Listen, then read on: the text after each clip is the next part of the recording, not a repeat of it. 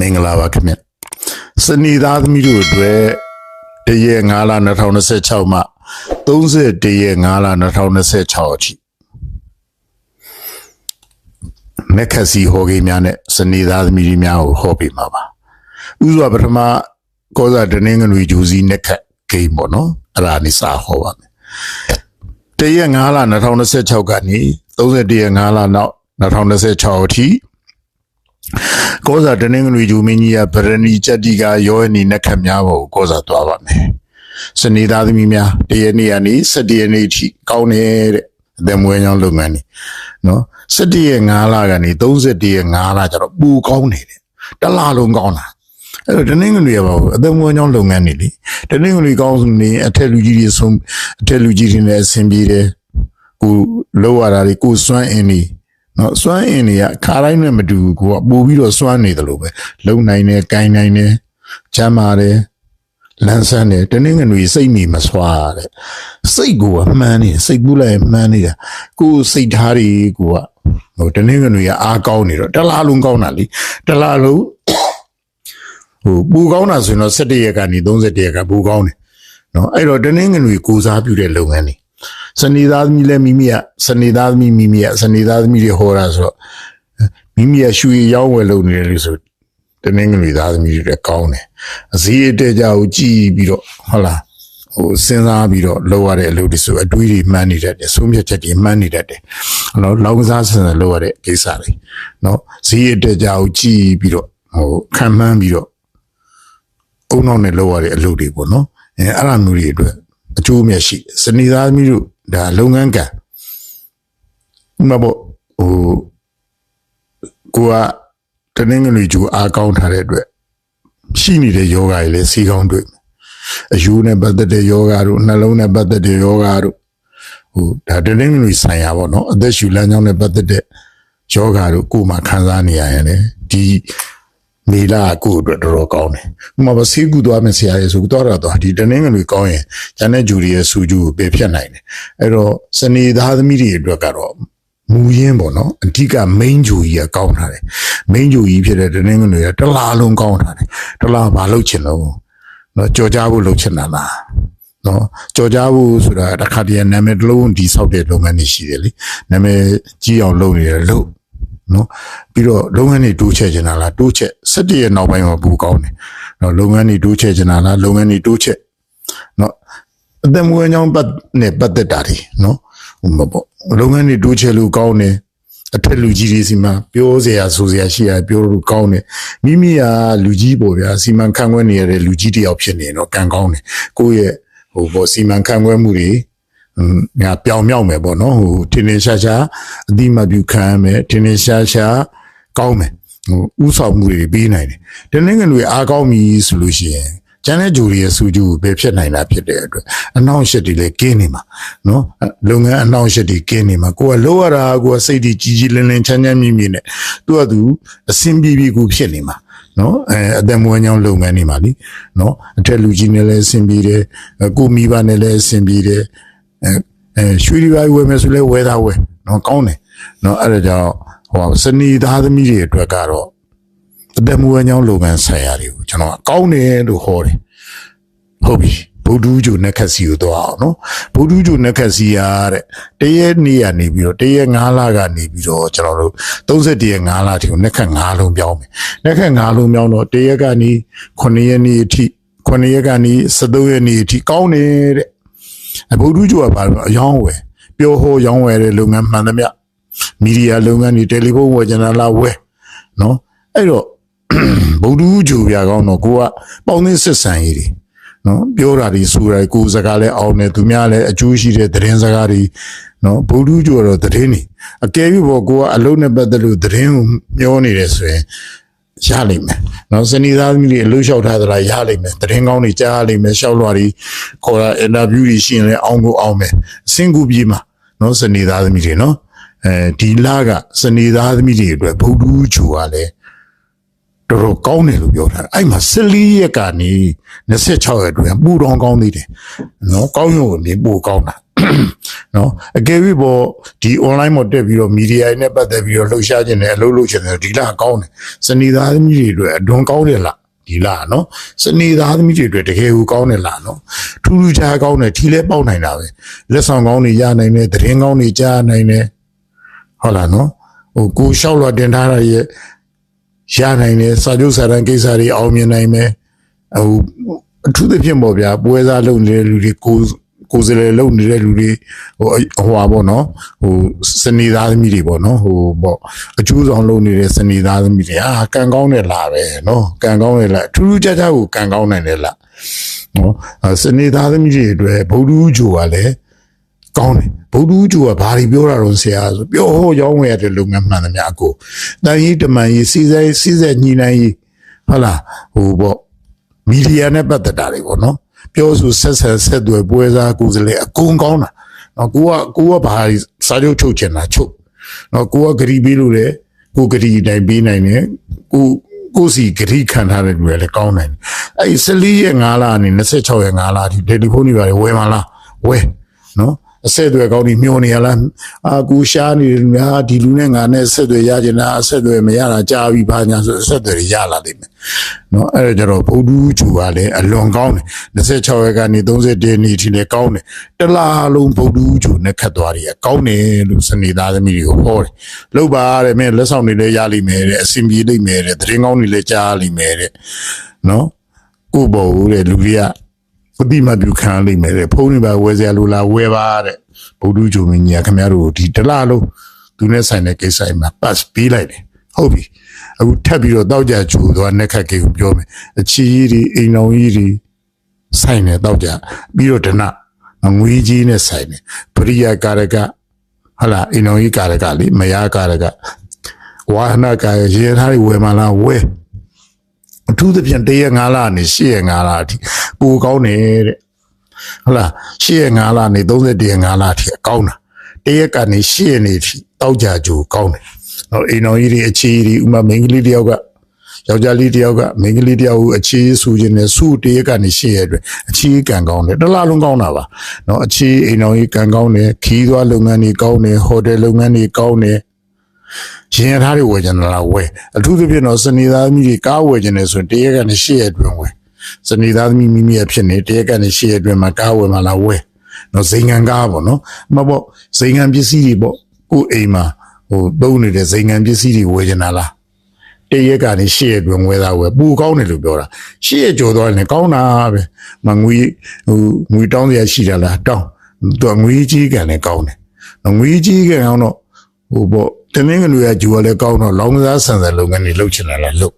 နော်အဲ့လိုပေါက်နိုင်တာပေါ့နော်ချဲရီထီပေါက်နိုင်တယ်နော်ထီပါပေါက်နိုင်တယ်ပေါ့ဗျာနော်နိုင်ငံတော်ထီလဲထိုး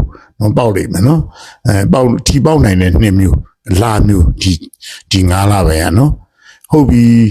ဟိုပါပေါ့ဆရာကျမခီးသွားချင်တာကျွန်တော်ခီးသွားချင်တာသွားနော်သူလန်ခီးอยู่လေနိုင်ငံသားတွေပါသွားချင်တာလားသွားရတယ်နော်ဟိုဘယ်လိုပဲဖြစ်ဖြစ်သူကစနေသားသမီးတွေအတွက်ခီးဂျူရောကောင်းတယ်ဗုဒ္ဓဂျူကလည်းမီဒီယာဆက်သွယ်ဂျူလည်းကောင်းတယ်တနင်္ဂနွေဂျူမင်းကြီးကလည်းကောင်းတယ်ဆိုတော့တော်တော်ကောင်းနေတာနော်အင်္ဂါဂျူပြန်ကြည့်ပြန်ဟောတခုရှိတယ်နောက်ခုနခီးသွားတာကြတော့တောက်ကြဂျူကတော့ခီးဂျူကောင်းတယ်လို့ပြောမယ်1ရက်ကနေတဲ့17ရက်5လအထိတဲ့29လုံးရောက်ယူရီနဲ့ခက်ပေါ်မှာအင်္ဂါသွားတော့မှာတဲ့စနေသားသမီးတွေ very bad မကောင်းဘူးလေနော်စိတ်ရန်တွေကအနေရှိတဲ့နေရာဒီခီအပျော်ပါခီမျိုးဆိုရင်တော့သွားအနေရှိတဲ့နေရာကိုမပေါ့ဟိုပေါ့အနေဖြစ်ပေါ်နေတဲ့နေရာမျိုးပေါ့နော်ဥမာအနေရှိနိုင်တဲ့နေပဲပေါ့ဥမာကျွန်တော်တို့စိတ်ယုံတစ်ခုမှာပဲဖြစ်ဖြစ်အလုပ်ခွင်တစ်ခုမှာပဲအနေရှိတဲ့နေရာတွေရှိတယ်လေအနေရှိတဲ့နေရာတွေတော့စနေသားသမီးတွေ1ရက်ကနေ17ရက်အတွင်း1ရက်5လကနေ17ရက်5လအတွင်းမှာအနေရှိတဲ့နေရာတွေကိုတွားရောက်တာတွေရှောင်ပြီးတော့အနေရှိတဲ့လုပ်ငန်းတွေအနေရှိတဲ့လုပ်ငန်းဆိုတော့ဘယ်လို့မဆိုတကယ်တော့အနေရှိတာပေါ့နော်ဟိုပေါ့မနာလိုခံရတယ်ဂုံချောခံရတယ်ဖိုက်တာခံရတယ်ဆဲတာခံရတယ်ညူညင်တာခံရတယ်ပြ ဒနာရှာတာခံရတယ်ကောင်းနေတာတွေရဲ့တစ်ပိုင်းပဲနော်သူကသူတစ်ခါတည်းညပတ်သက်တွေတော့ဝင်နေတယ်လုပ်ငန်းတွေလည်းကောင်းနေတယ်ကိုလာရန်လုပ်ကြတဲ့ကောင်လုပ်နေတယ်အဲ့ဒါမျိုးပေါ့နော်အဲ့ဒါမျိုးကြုံတတ်တယ်အဲ့တော့ဟိုပေါ့ဗျာအင်္ဂါဆိုတော့ခွဲစိတ်ကုသမှုတွေနဲ့ဆိုင်တယ်ဆရာဝန်ကြီးတွေရဲ့ညွှန်ကြားချက်မပါဘဲနဲ့ပေါ့နော်ကိုယ်စိတ်ကူးနဲ့ကိုယ့်ဟာဟိုစူးရင်စိတ်တွေနဲ့လှုပ်ချင်တာဆိုနေရောမရဘူးနော်ပို့ပြီးတော့လေစူးရင်စိတ်တွေဖြစ်တတ်တယ်ဒီအချိန်မှာတရ9လကနေ17ရ9လအသင်းဟိုဆရာဝန်ညွှန်ကြားချက်မှာတပါနော်တရ9လ17ရ9လအတွင်းမှာကိုယ်စိတ်နဲ့ကိုယ်စူးရင်စိတ်တွေလွန်ပြီးတော့ခွဲစိတ်ကုသမှုတွေပါမလုပ်နဲ့ဘူးဒါကံရဲ့နှူးဆောင်မကောင်းတဲ့ကံရဲ့နှူးဆောင်အဲ့လိုနော်အဲ့လိုပြီးတော့တိတ်ကိုအနေရောရှိတယ်အဲ့နေရာသွားခြင်းနဲ့စိုးရိမ်လွန်ခဲ့နေတယ်အကြောက်လွန်ခဲ့နေတယ်အဲ့နေရာသွားခြင်းတာတရေကနေ17ရက်အတွင်းဆိုနေခီခဏလေးစိတ်ရဖျားတရားလေးနဲ့နေလိုက်နော်ကိုစိတ်ကိုချုပ်တီးထားလိုက်အနေရှိတယ်အဓိကအရင်ဆုံးစိတ်ကလာတာနော်ကံညက်နေပြီဆိုရင်ဟိုကံညက်နေပြီဆိုလို့ရှိရင်အဲ့ဂျိုကညက်နေလို့ပြောနေအဲ့ဒီအလုပ်ကိုမတည့်တဲ့စာပူစားခြင်းနဲ့လူတဘာဝအဲ့လန်တားသွားခြင်းနော်အဲ့ဒါမျိုးဆိုမသွားနဲ့နော်ဟိုသူများရဲ့ဟိုပေါ့လမ်းညွှန်မှုကိုခံဟာဟဲ့လူမလုံးနဲ့နော်အဲ့ဒါမျိုးပေါ့ဦးဆရာလမ်းညွှန်မှုခံဆရာခင်ဗျသိသွားခြင်းလို့နေလားအနေတော့ရှိတယ်မသွားနဲ့ထားလိုက်မသွားပဲနေလို့ရမသွားနဲ့မလုံးပဲနေလို့ရမလုံးနဲ့နော်ဥမာပေါ့ဟိုယောဂနေလို့ရသေးတယ်ကိုယ်စိတ်ကိုတအားတွေစိုးရိမ်နေတယ်ခွဲခြင်းတယ်ဆိုမခွဲနဲ့သူခွဲစိတ်တယ်ဆိုတာတစ်ချက်ကလေးမားလိုက်ဒါမှဆရာဝန်ကနေဟာမင်းဒီရက်နဲ့ဒီရက်လောက်ရမှာဆိုရင်လောက်အဲ့ကြတမျိုးနော်အဲ့တမျိုး17ရက်5လကနေ31ရက်5လကျတော့ကောင်းသွားတယ်နော်အဲ့ခါကျတော့အင်္ဂါကျိုးကမပြောတော့ဘူးအညံ့မပြောတော့ဘူးရုပ်တရက်ပြဿနာတွေမပြီးတော့ဘူးနော်မဆက်ပစ္စည်းတွေပါဝิญလာဝဲနော်ဟိုတော့ရမဆီကူတာမှုခံယူရန်လားခံယူနော်ဟိုခွဲစိတ်ကူတာမှုခံယူလို့သလားခံယူ17ရက်5လကနေ31ရက်5လဟုတ်လားစနေသားမြေကောင်းများပါတယ်သို့တော်လည်းဒီအင်္ဂါကျိုးက very bad လို့ပြောထားလို့အလွန်မကောင်းတာလို့ပြောထားလို့နော်အလွန်မကောင်းတာဆိုတော့ accident ရှိတယ်ဗျာဟုတ်လားကျန်တာတွေအကုန်ပြေးလဲနေတာဒါမှမဟုတ်ဖောင်းဆိုခဏဖြစ်သွားပြီလို့လုံးမအောင်ဆိုင်ငယ်တွေပါ PPC ကားတွေပါ PP မောင်းနော်ဟုတ်ပြီနောက်တခါစနေသားသမီးတွေအတွက်စနေဂျိုးစီးနဲ့ခက်ကိုကြည့်ပြီးတော့ဟောမယ်တရက်9လကနေ18ရက်5လအထိကောင်းပါတယ်တဲ့ခုပြောရရှိလာပြီနော်18ရက်5လကနေ31ရက်5လအထိရေဦးဒီနဲ့ခက်ပေါ်ကောစားသွားတော့မှာ very bad မကောင်းဘူးလေအလုံးမကောင်းဘူးတဲ့အဲ့တော့အင်္ဂါနဲ့စနေရပြိုင်မကောင်းတာတော့မဟုတ်ဘူးအင်္ဂါတရက်9လကနေ17ရက်5လအထိမကောင်းတာစနေမကောင်းတာ18ရက်5လကနေ31ရက်5လအထိမကောင်းတာပြောမကောင်းတာချင်းကပြိုင်ဆိုရင်မကောင်းဘူးနော်ပြိုင်သူပေါ့ဗျာပြိုင်သူအင်္ဂါနဲ့စနေမကောင်းပြောလိုက်ရင်တကယ်ကိုမကောင်းတာတော်တော်မကောင်းတာနော်ခုကတရက်9လကနေ17ရက်5လအထိမကောင်း17ရက်18ရက်5လကနေ31ရက်5လအထိစနေရလည်းမကောင်းစနေရကြတော့ဖြစ်ဖို့ခဲရင်းနဲ့ပြဿနာတွေဖြစ်တတ်တာနော်ဖြစ်ဖို့ခဲနာဒီကတော့ဟိုလုံနေကြပဲလေဒါဘယ်တော့မှမဖြစ်ခဲ့ဘူးအခုမှလာဖြစ်တာဆိုတဲ့ဟာမျိုးပေါ့နော်ဥမာပေါ့ဒီလမ်းကြောင်းတစ်ခုကိုကလုံနေကြပဲသွားနေကြပဲနော်သွားနေကြပဲဒါမှမဟုတ်18ရက်5လကနေ31ရက်5လအတွင်းကျတော့သွားနေကြလာနေကြလုံနေကြလုပ်ငန်းတွေမှာကိုဘယ်တော့မှမဖြစ်ခဲ့ဘူးလေပြဿနာမျိုးထားဖြစ်တတ်တယ်နော်စနေသားသမီးကြီး18ရက်5လကနေ31ရက်5လအတွင်းမှာလုံနေကြလုံတည်တဲ့မှာပဲဒါမှမဟုတ်ဥမာပေါ့ဗျာဟိုဖြစ်ဖို့ခဲနဲ့ပြဿနာပေါ့ဟာဒါငါလုံနေကြပါကွာဘယ်တော့မှမဖြစ်ခဲ့ပါဘူးဒီလိုပဲကောင်းနေတာပါတခါတင်ညကိုမကြားဘူးတဲ့မမြင်ဘူးတဲ့ကိုယ်နဲ့အတွေ့အကြုံမရှိတဲ့ပြဿနာမျိုးတွေလည်းကိုယ်စီကိုပေါ်လာတတ်တယ်နော် PR ပေါ့နော် PR ပေါ့စနေရတော့ဘာပြောတာလဲဆို PR တွေပေါ့စနေရတော့ဝန်လို့ဝင်မှုတွေဖြစ်စေတာပေါ့နော်ဟိုအင်္ဂါကြတော့သူကမနာလူတာခံရတာတို့ဂုံထိုးခံရတာတို့အရာဟိုအဝါခံရတာတို့ပေါ့နော်ရန်လူခံရတာတို့ ਨੇ ဆိုင်တယ်စနေရကြတော့အဲ့လိုမဟုတ်ဘူး PR တွေနော် PR တွေကိုမနိုင်တဲ့ဝင်ကြီးတွေဥမာပေါ့ဟို18ရက်5လနေ35ရက်5လအတွင်းကိုကမရှိပါဘူးဆိုအဲ့အရာကြီးကိုလွန်တောင်းနေလို့ကိုခံရတာတို့ဟုတ်လားကိုမလုံနိုင်တာကြီးကိုခိုင်းလို့လောက်ရတာတို့ဟ ကိုမသွားခြင်းတဲ့ခရီးကိုဟုတ်လားမသွားမဖြစ်သွားတာတို့ကြုံတတ်တယ်နောက်ခုနအင်္ဂါတရက်ကနေ17ရက်9လအထိကျတော့မနာလူတာဂုံချောခံရတာပြဿနာရှာခံရတာရန်လူခံရတာအနှောင့်အယှက်ပေးခံရတာအဲ့ဒါကအင်္ဂါစနေရကျတော့ဖီအားနော်ကိုမသွားခြင်းတဲ့နေရာသွားတာကိုမလုပ်ချင်တာလုပ်ရတာဟုတ်လားအဲ့လိုမျိုးဖြစ်တတ်တာပေါ့ဟုတ်ပြီရာဟုကျူစက်ကြည့်မယ်ရာဟုကျူက1ရက်5လနေ31ရက်5လကောင်းနေတဲ့စနေသားသမီးတို့ဒုက္ခမပေးဘူး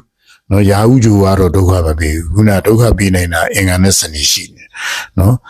အင်္ဂါကတော့ဒုက္ခပေးတယ်ဆိုလူကရုပ်တရက်ပြဿနာပေါ်တတ်တာပေါ့နော်ဒီမှာကိုယ်မနာလိုတဲ့ရန်လိုတဲ့လူတွေအားလုံးကအင်္ဂါလို့တာတွေ့လိုက်နော်ကိုယ့်ဘောကိုဖိအားဖြစ်စေတဲ့လူတွေအကုန်လုံးကသူစနေကျူနဲ့ဆိုင်နေဟုတ်နော်ဒါဆိုရင်စနေသားသမီးတွေအတွက်ဆရာဟုတ်ပြီကောင်းနိုင်လဲအများကြီးပဲနော်ကောင်းတဲ့ပြီးတဲ့ဟာတွေကလည်းပြီးနေမှာပြဿနာလည်းပြီးတယ်နော်ဖိအားလည်းရှိတယ်နော်အဲ့တော့အကောင်စုကောင်းတာတစ်ပိုင်းဆိုးတာတစ်ပိုင်းငွေကြေးလုပ်ငန်းတွေအသက်မွေးကြောင်းလုပ်ငန်းတွေဆက်သွယ်ရေးလုပ်ငန်းတွေအကုန်ကောင်းတယ်ဟုတ်လားအဲ့တော့ခီးသွားဖို့ကြတော့အပြောနည်းနည်းပေါ့နော်ဟိုစင်ကျင်ရမှာပေါ့နော်အင်္ဂါတို့စနေတို့ကဟိုအညံပြောထားတော့လေပြဿနာပြီးနိုင်တဲ့ဂျူရီကပြောခီးသွားတော့တောက်ကြတော့ကောင်းတယ်တောက်ကြအဲ့တော့ခီးသွားတော့ပယ်လိုက်ပေါ့ဗျာစနေတို့အင်္ဂါတို့ညံ့နေတဲ့အတွက်နော်ခီးသွားတာတော့တော်တော်ဟိုမဖြစ်မနေသွားရင်တော့သွားပေါ့နော်မကားတွေပါဝယ်မလားဝယ်ဒါမှမဟုတ်တခါကားဝယ်ပြီးဟုတ်ပြီကားဝယ်တာကြတော့18ရက်5လနေ31ရက်5လအတွင်းမှာသူကုန်တင်ငါးကြီးတွေဝယ်လို့မကောင်းကုန်တင်ငါးကြီးတွေနော်18ရက်5လနေ31ရက်5လအတွင်းမှာဥပမာပေါ့စနေသားသမီးမိမိအဖေစီနဲ့ပတ်သက်တဲ့ပြဿနာတွေနော်လောင်စာစီနဲ့ပြဿနာစားသုံးစီနဲ့မြေနဲ့ပတ်သက်တာတွေရှိတယ်ဥပမာပေါ့ဟိုဘောစနေသားသမီးတော့မြေနဲ့ပတ်သက်တဲ့အလုပ်တွေလုပ်နေဆိုမြေနဲ့ပတ်သက်တဲ့ပြဿနာတွေပေါ်နိုင်တယ်နော်အဲ့ဒါစနေသားသမီးကိုယူဆရမှာပါဟုတ်ပြီနော်စနေသားသမီးတွေအတွက်အပတ်စဉ်ရရာတွေပြီးထားပါမယ်အဲစနေသားသမီးတွေအတွက်စနေနေ့မှာစနေသားသမီးတွေရရာ